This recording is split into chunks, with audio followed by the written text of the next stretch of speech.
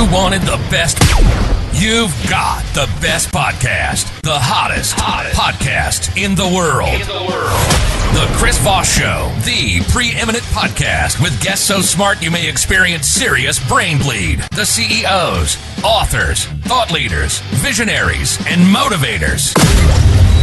Get ready. Strap yourself in. Keep your hands, arms, and legs inside the vehicle at all times, because you're about to go on a monster education roller coaster with your brain. Now, here's your host, Chris Voss. Hi, this is Voss here from the ChrisVossShow.com.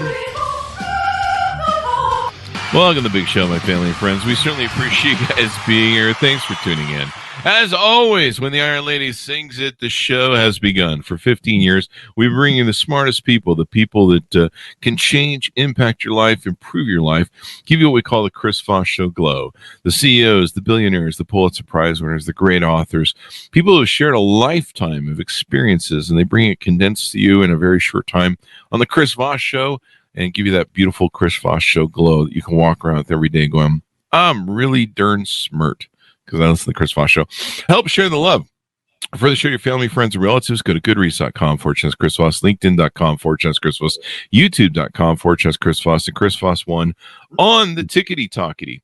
We have an amazing gentleman on the show. He is an author who just wrote the book that came out October 10th, 2023. A bold return to giving a damn. One farm, 6 generations, and the future of food. Will Harris is going to be joining us on the show today, and he'll be talking about his amazing insights in his book. And he also has his website, whiteoakpastures.com. Welcome to the show, Will. How are you? I'm good, Chris. Thank you for having me on. There you go. Thank you for coming, sir. And so I gave the .com, the whiteoakpastures.com. Is there any other places on the internet you want your people to come check you out and look you up? No, White Oak Pastures is it. There you go. Simple and easy as it were. So give us a 30,000 overview of what you put into the book. The book is the story of my family's farm in Bluffton, Georgia, White Oak Pastures. My great-grandfather founded the farm in 1866, and I am the 4th generation of my family to run the farm. My daughters and their spouses, 2 daughters and their spouses, are living on the farm and really doing a lot of the operation today. And they've got 5 children who are the 6th generation on the farm. There you go.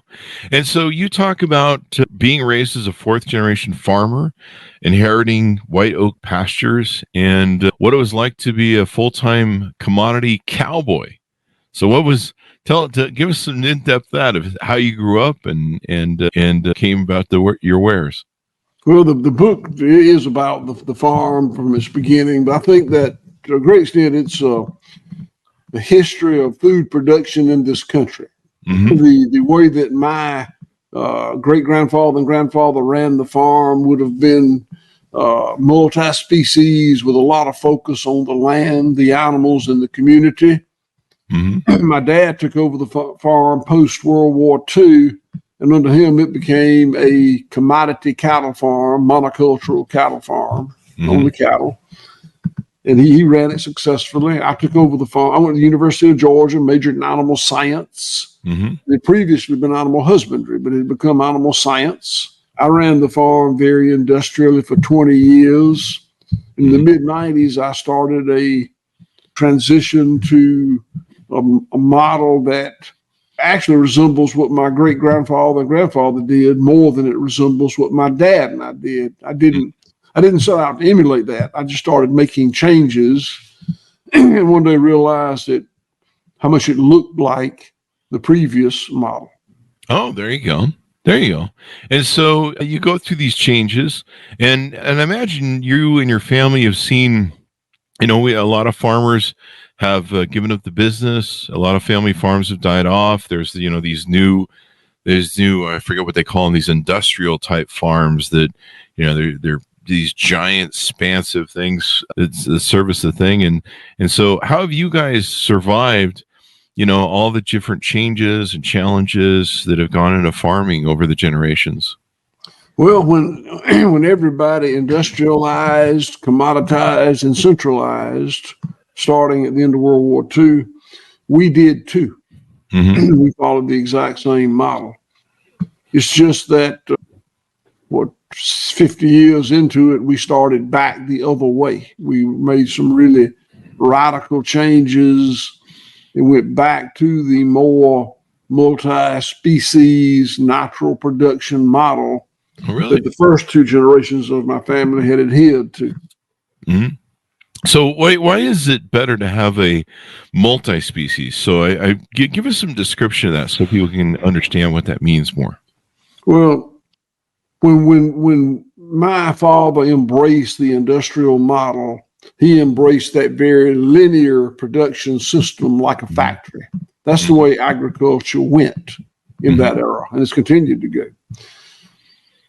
It was a very, again, linear as opposed to cyclical system. Nature operates in cycles. Industry operates in a straight line. Mm-hmm. So philosophically, what we did is move back to that closed system. In my mind, in my opinion, nature abhors a monoculture.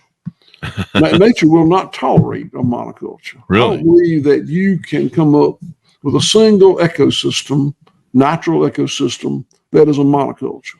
Mm-hmm. Nature thrives and produces an abundance when there are many species of plants and animals and microbes living in symbiotic relationships with each other.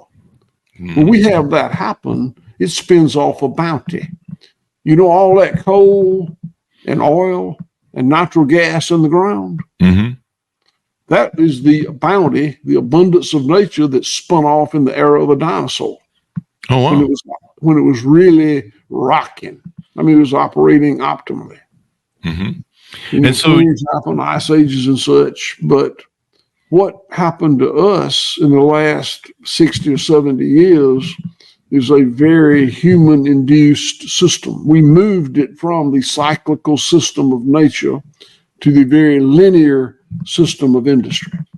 Mm-hmm. There you go. And so at one point you went to cattle, I think you said, as a linear model. Now what does the farm look like? Who's on the farm? What sort of animals do you have on the farm? We pasture raise cows, hogs, sheep, goats, rabbits, and poultry. Oh, wow. We have, and they're again living together in symbiotic relationships. We have organic vegetables. We're vertically integrated. I built a USDA inspected red meat processing plant on the farm, and a USDA inspected poultry processing plant on the farm. Mm-hmm. And the waste from those plants is composted and put back onto the land. Again, very cyclical. Mm-hmm. And I'm just really pleased with the impact it's had on our land, the water that comes off of our land, on the economy of this little rural town we're in, Bluffton, Georgia. Mm-hmm. And you focus on a lot of different things. You've got artisan goods. You've got some events that you hold there and lodging that you do there on the farm. It looks like you ship out meat that people can order that are from the farm directly. And I'm looking at the photos and there's a mix, normally I see what you talk about, a monolith sort of linear farm. When you look at it, I'll drive by a farm here in Utah, I'll just kind of see cows or something. But you guys have the cows mixed with the goats, it looks like, and I can see all the chickens running around between them. So everybody's having a party on the farm there. And it's benefited our land. These numbers probably don't mean much to you, but the organic matter in our soil over the last 20 years has gone from 0.5% to 5%. A 10x improvement in the organic matter in the soil. And the organic matter is a direct measure of the life in the soil, the microbial life that occurs there. And we've also had an economic boom for the community. When I was an industrial cattleman 20 plus years ago, I had 4 minimum wage employees. And today we've got about 170 employees. Holy crap.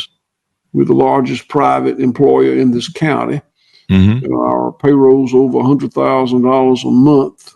And that money stays here in this Clay County, Georgia, where I'm sitting right now. In 2020 was the poorest county in the United States of America. Wow. Not Georgia, the United States. Wow. So having a home-owned entity pumping $100,000 a week in payroll back into the county means a lot more here than it would in a more metropolitan area. There you go. And you guys, I know in the book you talk about how there's farms that, they use chemicals, antibiotic, and steroids. Have you guys found a way to get around that? We have. In fact, that's kind of what pushed me into moving from the industrial model to this kinder, gentler model. Is I was a very heavy-handed user of pesticides, antibiotics, ionophores, all the technical tools that reductionist science had given us to increase yield was kind of my playground. Yeah. And I just reached a point that I said, this is too much. Yeah. There you go. And so now people can ship meats. Tell us about some of the offerings you do on the website here that I see. There's a lot going on. It looks really cool. It's supporting your local farm. Yeah, I built this as a wholesale company. Again, I'm in a very poor, very remote rural area and don't have a local clientele. So, and we produce $25 million worth of product a year. So I needed to get it to consumers somewhere. So it looks like we found wholesale grocery as our market, and we still in wholesale grocery, Publix and Giant Eagle and a number of grocers support us. But really, we struggle in grocery. Grocery companies are geared to deal with big multinational companies that can provide a lot of product in a short period of time. They're very good to us, but we have found that selling direct to consumers through our website, we have our own order fulfillment center here on the farm. So we pack boxes 5 days a week and ship it to 48 states. My hope had been, and still is, that those would emulate what we do. And there's been a little of that. There's some really good places around the country that are doing what we do. But it hadn't caught on as well as I had hoped. And I had hoped that we would be able to sell our volume goal, 25 million in Georgia, Florida, Alabama. But sadly, we're having to reach out to 48 states to do it. Well, but you're doing it though. So we are doing it. I really want to see food become more local, and to do that, you've got to have more local producers. And doing what we did 20 or 25 years ago was difficult, and it would be even harder now. Things the market has matured. A lot of imported product comes in. You probably didn't know. You probably did not know this, but in 2015, the rule was changed, and grass-fed beef can be brought into this country from 20 plus countries. Holy crap! And labeled as product of the USA, legally and properly labeled as product of the USA.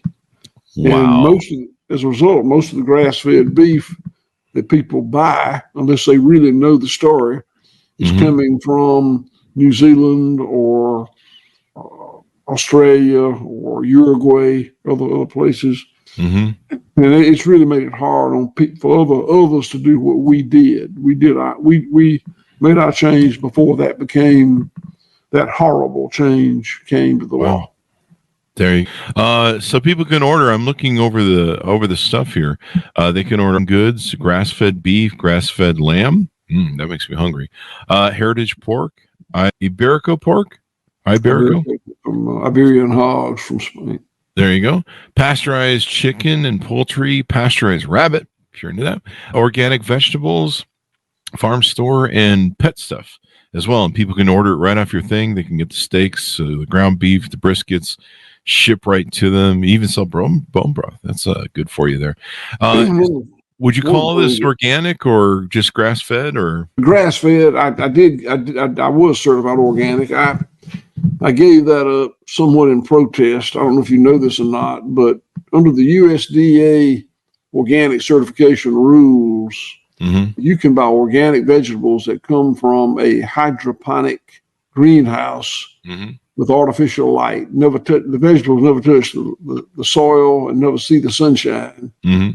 And I don't want to be part of that program anymore. There you go. Well, this is pretty amazing, and people can order all this stuff. Now, tell us about the lodging you do and the events. That sounds really cool, too, as well. Yeah, we've been invited to go to some places around.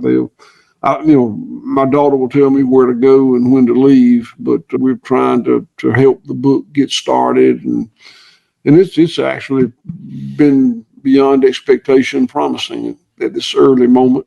I don't think, and financially, we don't make a lot of money on the book. We sold the book rights to Penguin Viking. They're very nice people that helped us, but we're not promoting it for profitability. We're promoting it because it helps, I think, people understand what's wrong with the food production system in this country. Definitely. What can be done to correct it. Different sauces you can order, jars and jars and I think there's a renaissance coming in this country. I live here in Utah, and I try to eat fairly well, veganese, if you will, is what I call it. And I try and get organic. I don't really go for organic too much, but I try and get good, healthy food. And here in Utah, we have the local farms. And a lot of the farms used to do, like what you said, sell to wholesale to retail. And when COVID came around, a lot of the restaurants shut down that were buying from the local farms because no one was in buying food. And so they set up retail shop to sell their own food. And now that's pretty much where I do all my own shopping. I go there and I support them. And what's funny is there's a ton of people that go there, and I pay a little bit more, maybe a little bit more than what I would pay at the store. But the food, the salads, the everything that comes from the farm, the vegetables and stuff, they look so rich, and the taste is so different than the stuff that's being imported. My salads will last way longer than they would, if I bring something home from the store, and it's just the quality food is so good, and you actually eat healthier because you're eating good food that isn't, chemicalized up, as opposed to, what you find in the store these days. I'd like to address that costing more, and that is a fact. It does. Food raised properly in a cyclical manner does cost more. But I just want you to know that the reason is because so much of the cost of the industrialized commodity food is spun off. Yeah. I talk a lot about the water from my farm drains into the river that goes into the Gulf of Mexico. And there's a dead zone in the Gulf of Mexico where they don't oyster anymore. It was a very bountiful oyster harvesting area. And there's a moratorium now on harvesting those oysters because so much pesticide is washed down the river, impeding the production of the oysters.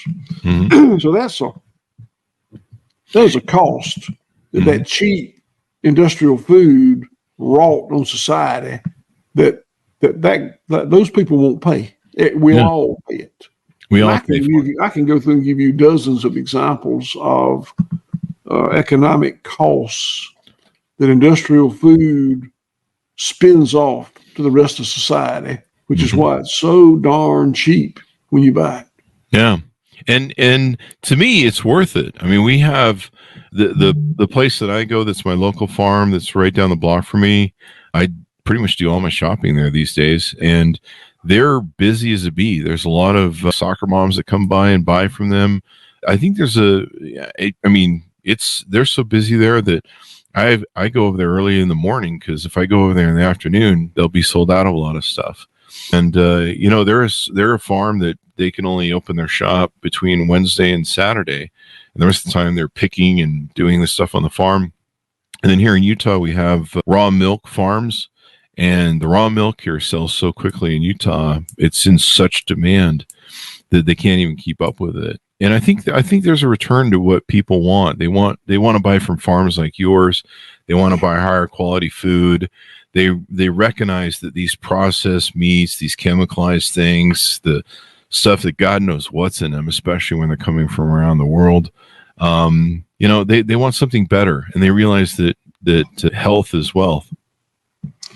Well, I'm really glad to hear you say that in your area the needle is moving, and I think it is in some areas. But now, Big Food has really done a great job greenwashing products and taking our messaging and brilliantly using it on products that are not the same. And it has hurt us. Again, we're able to stay in business because we started earlier than most. But I've known a number of other farms all over the country that have moved in this direction and couldn't afford to stay here.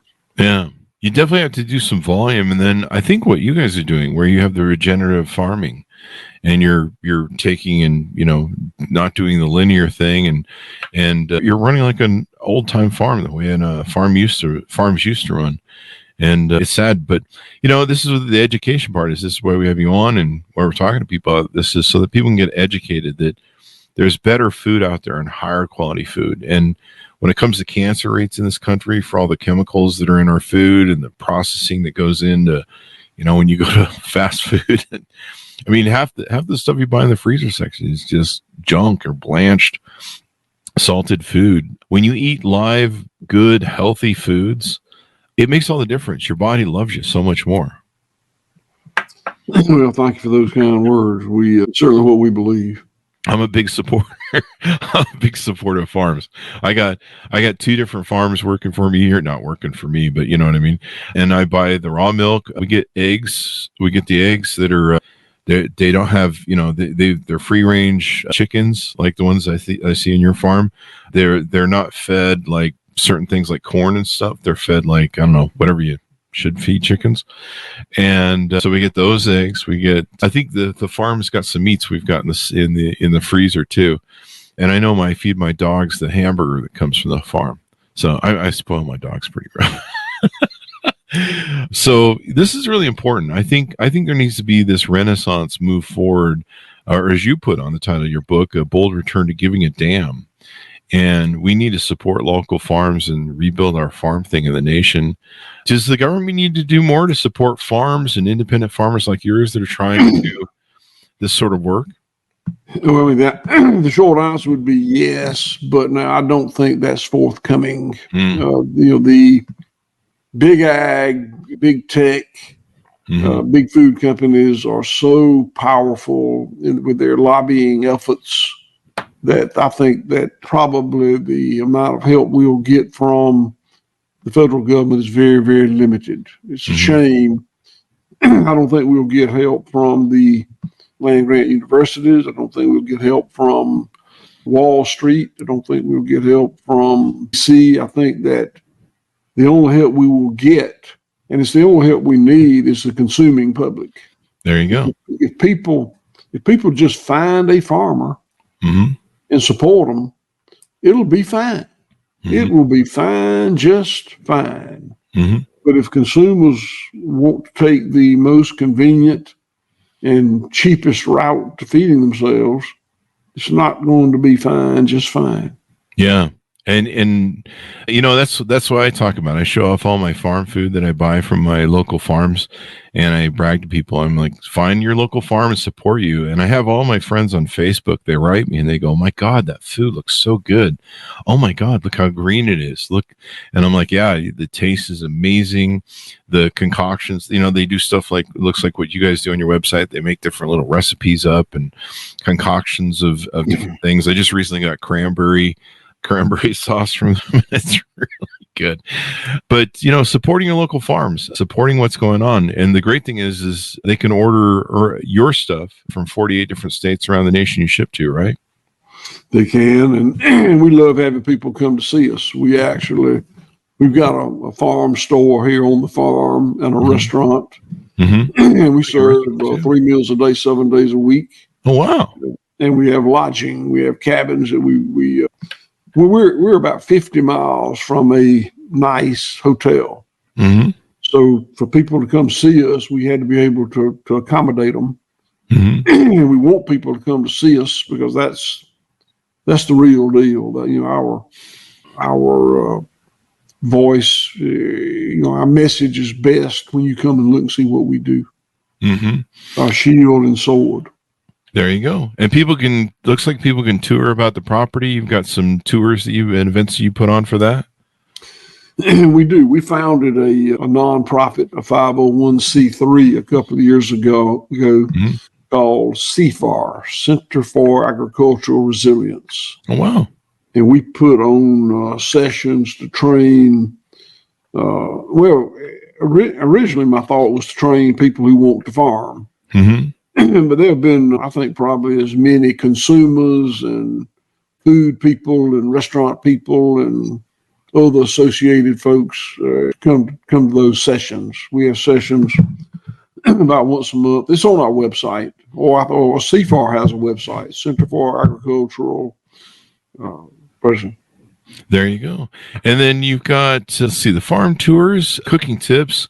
This is something my favorite local farm does too. They do like little events to teach people how to cook, how to, utilize healthy foods that they sell, and, try and get back to the world where people cook more and, or prepared their food, as opposed to, just trying to get it either frozen, TV dinner, or we've struggled in food service. The restaurant really has got to be leading out with their claims on regenerative to pay the extra for food. If it just puts them at a disadvantage with food cost. And then you guys have bundle boxes and subscription boxes people can buy to order different grass-fed meats. We do. There you go. And there are things that are very much in demand, like bull testicles for one. Are they really? Yeah, that we can't keep them. So we now have, I guess, a ranking system that if you buy a certain amount from us, I don't remember the amount, you're a mayor, or you're a councilman, or you're a citizen. And these really scarce items. We're not a mass producer. We don't. Yeah. If you're a IBP or a Tyson or one of these big multinational food companies, quantity is not an issue. If you don't have enough, you just import it from Australia. Yeah. Here, when we're out, we're out. Yeah. So we stayed in so much trouble. Well, when we went to that system, that system of ranking customers happened during the pandemic. We had faithful customers who had been ordering for years, and we'd serve them. During the pandemic, we sold out of everything. Oh, wow. And we sold out to complete strangers that just called and ordered.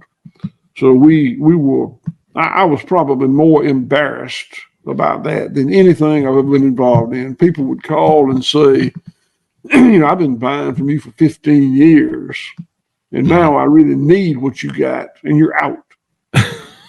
So that's when I don't like elitism, but I needed to protect those people. So that's when we sat down, and my daughter and her staff sat down and came up with that ranked system so that the things that are really in great demand but limited supply, we can reserve it for the people that support us 52 weeks a year. There you go. That makes sense. I see on your website, I can order half of a cow.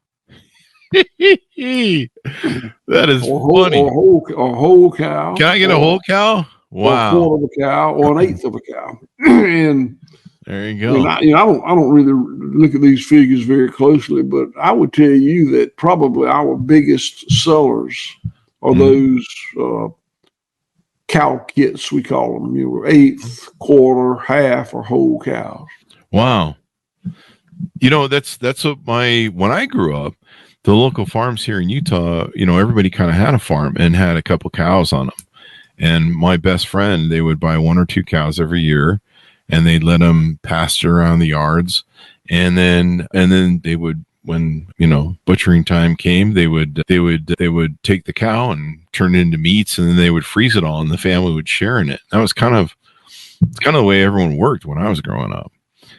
There's a lot of that. There's a lot of that still going on here through those kits. It makes it, you know, everybody, different size families, different budgets. You know, a cow costs several $1,000s if you buy a whole cow. And so we broke it down to smaller and smaller units to make it more affordable and storable and practical for people that want to do that. And then you've got all the different various cuts of meat all year round too. Yeah, you can choose. If you don't want a kit, you can choose whatever you want. From ground beef to fillets. There you go. Same with the pork and lamb and goat. And it can just get sent to you. It's certified non-GMO, certified humane, ecological outcome verified in the Land to Market program. The cattle are grass-fed, certified by the American Grass-Fed Association, certified humane and ecological outcome verified. There you go. So anything we haven't touched on about what you guys do at the farm and what you guys offer to consumers? Well, we've been doing it 150 something years, so we hadn't covered it all, but I think you did a mighty good job. Thank you. We do enjoy having people here, and I do hope that you'll come and visit us, or if not, you know, the social media is, you know, one thing that I really appreciate. You know, I'm not certainly, you can look at me and tell I'm probably not real strong on social media, but I really do appreciate the fact that is a medium that we can tell people who we are without them having to journey to Bluffton, Georgia, which is not easy to get to. Yeah. They're great venues for storytelling and sharing stuff and everything else. And, you know, it just makes all the difference. But the more people I think can get educated, the more people, you know, they can be, you know, I didn't know my local farm was just down the block from me until my mother-in-law came by one time, and she's a very big, you know, vegan, healthy person. And so she'd found them, and she brought me a bag of their lettuce. And I was like, this lettuce looks like nothing I've ever seen before. It's spectacular. It's rich. It's greeny. Wow. I really want to eat this. And then I went over there and discovered their thing. So I highly recommend people get back into farm food. And the taste is so different from a healthy farm like yours, as opposed to the store. It's like night and day. You can taste the difference in the quality, the fullness of the flavor. It's like night and day. I mean, it really is. Like I'll go eat vegetables from the store. I'm just like, this tastes kind of like it's half dead. And it usually dies within a day because they've, you know, there's all sorts of tricks they use. I read once that they, you know, when they import tomatoes from like Mexico or other countries, they use methane gas on them to heat them up so that they somehow grow faster and ripen faster so they can get them to stores. And you're just like, they're really mucking with our food. And then we wonder why we have cancer and all these other issues. I appreciate you making those comments. You know, when I first started dealing direct to the public, selling to the public on our website, I put a bunch of stuff in there about the flavor and the taste and the nutrient density and the health and all these other things that I genuinely believe, but I'm not an expert in it. So I realized, I saw other people doing the same thing, and I realized how stupid they look, and I realized I looked just that stupid because I was doing the same thing. So we went through I had my people go through all our marketing material. I told them, I said, you know what? I think I'm an expert on regenerative land management, and I think I'm an expert on animal welfare, and I think I'm an expert on regenerating this local rural economy. Mm-hmm. And I know I'm not an expert in nutrition and food safety and health. So we took everything in there off of it, and we don't talk about it. But it doesn't mean we don't believe it. And those things you just said, I'm very grateful to you for saying, because we don't say that about ourselves. We talk about 3 areas that we can bring you here and show you we're good at. There you go. I think it's so important. I mean, I've had, my dogs have suffered from cancer. There's been, there's all this cancer that comes from processed foods they're finding, and all these weird chemicals. They're starting to ban a little bit here and there now, but knowing where your food's sourced from, one of the ways I lost 100 pounds was I started eating what's called live foods, where I would eat, foods that were alive in the the outside of the store, the salad section, the produce and stuff like that, instead of frozen foods. And the fact that they're live makes a difference in the taste, and taste is everything. I mean, people don't realize half the reason you go to McDonald's and these stores that are chemically induced to give you, severe chemical dopamine hits and make you addicted to them. There's little to no nutrients in them, really. That's why you're hungry after you eat McDonald's, and you want more, because your body's going, well, you just fed a bunch of junk in here, but can I get some nutrients here? Can I get something to help? And this is how we grew up. We grew up on farms. You see a lot of people even now that have peanut allergies and all these different allergies. They're having them because they don't grow up on farms anymore, and they're not exposed to all these things. And so when they finally are, they have a whole lot of issues with them.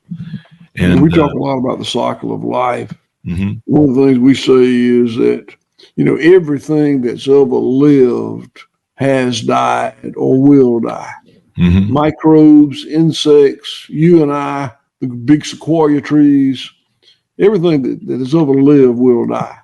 Mm-hmm. And everything that any living thing ingests used to be alive. Mm-hmm. And that's true with people and the highly processed foods we eat, but it's not nearly as alive as I think it's probably supposed to be. Mm-hmm. It's not as alive as that tomato you picked out of the garden, or that pork chop that was walking around in the lot yesterday. It's just not. It's a different level of living food. Yeah. And being fresh too. I think the freshness really makes a difference in the quality, going from farm to table. Is there do you find are there any organizations, because like I said, we have a lot of farms here in Utah, and kind of always have. I think we've been a cattle state for a lot of years, or decades, probably 100 years. Is there any sort of overarching council or group that's trying to promote farms like yours around the country that are doing, all these cool things? There are several. The American Grass-Fed Association is very good. There are several others. I'm afraid to start naming them because I don't want to miss somebody. Oh yeah. But there are great organizations out there that are, some of them are farmer based, some of them are people that are nutrition focused based, and you can find them. There you go. One of the reasons I brought up McDonald's too, and the fact that I lost 100 pounds when I started eating well, is a lot of times you're addicted to that because it tastes so good, and it's chemically built. Actually, it's like cocaine. It's chemically designed to give you a dopamine hit and make you addicted to it, and give you these synthetic chemicals that will make you attracted to it. But when you eat really good live foods, I found. And this is what I found when I was losing weight, and I think I got it from, Penn Jillette's book, Presto. When you eat live, high-quality food that tastes well, that's nutrient-rich, that your body's going to go, oh, thank you. That fills me up. That's really good. It makes all the difference in your experience with that, and it gets you off of eating this other stuff that you're eating because it seems to taste good to you, but it's not good for you. And when you eat live, nutrient-rich, dense foods, foods that are farm to table, I think your body thanks you so much more. You're eating good, high-quality foods, and that taste is there. That was one of the things I had to learn as going veganese was just making stuff taste good, and you have to do a little bit more 5 minutes of prep, or maybe learn to season stuff right and all that sort of good stuff. But you can taste the difference, and that's really what matters in the end. Of course, then your body will thank you. Sadly, the only two attributes that have moved the food industry in the last 70 or so years are price and flavor. We wanted food to be cheaper, and taste better. And brilliant people worked on those goals and made incredible progress. And today, food is just obscenely cheap. I mean, look how much we waste. It's obscenely cheap. Yeah. And look how good it tastes. And we have made it so good that most of us are obese. So, I want food to be cheap, and I want food to taste good. Yeah. But that's not all that matters. And so you guys engage in all the other different things that matter in making sure that the land is taken care of and everything else. So this has been really insightful. And the more we can educate people, the more people can learn that there are better ways to eat. There are better ways you can live your life. There's ways that you can live healthier so that you have less of a chance of getting cancer. I mean, processed foods are just so gross. I mean, they're just... So give us your final thoughts as we go out and pitch out to people to get to know your farm better, order up some supplies, order up the book, Will. Well, I guess my final thoughts would be that I would just ask people to really give the consideration to your food that it deserves. And what you eat is such an essential part of your health and well-being and the well-being of the planet and how we interact with other species that inhabit the planet. And the messaging from Big Food is not telling you the whole story. You've got to open your eyes and look. It's what we tried to do with the book that I wrote. And there are other messengers out there. And please listen to them. People are so darn busy that, and food is so taken for granted that we just, and people are just simply under the wrong impressions. And they got to correct. For us to have any real improvement, people have got to correct that. And hopefully our book and the messaging that other farmers are putting out will help that. And I do appreciate you having me on today to help put that word out, Chris. Thank you. I appreciate you coming on. We're going to order some food from you guys because the meat looks great and stuff. You've got pet stuff on there. My dogs are big. I literally feed them hamburger from the local farm, and they get like, they don't get a lot of it, but they get little bits of hamburger every day. And we actually give them goat milk too. My dog Judge is beautiful. He's just a generic, back alley bulldog, but he is beautiful. And people ask me, what do you feed him? What does he eat? Because he eats nothing but ground meat.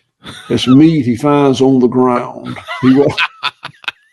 It's never been on a grinder, but it's ground meat. And he literally walks around the plant and eats what he finds. I'm going to tell you now, he's beautiful. He's I found years ago, my dog was dying of cancer. She had anal sac cancer, and she was dying of cancer. And we had found that giving dogs that are in that state a raw diet where they get raw meat, usually something that's high fat, we could extend their life because cancer doesn't like fat. It likes sugar. And so we were able to extend her life from 3 days they gave us to the vets to 1.5 years, almost 2 years. And it was actually her arthritis that got her in the end.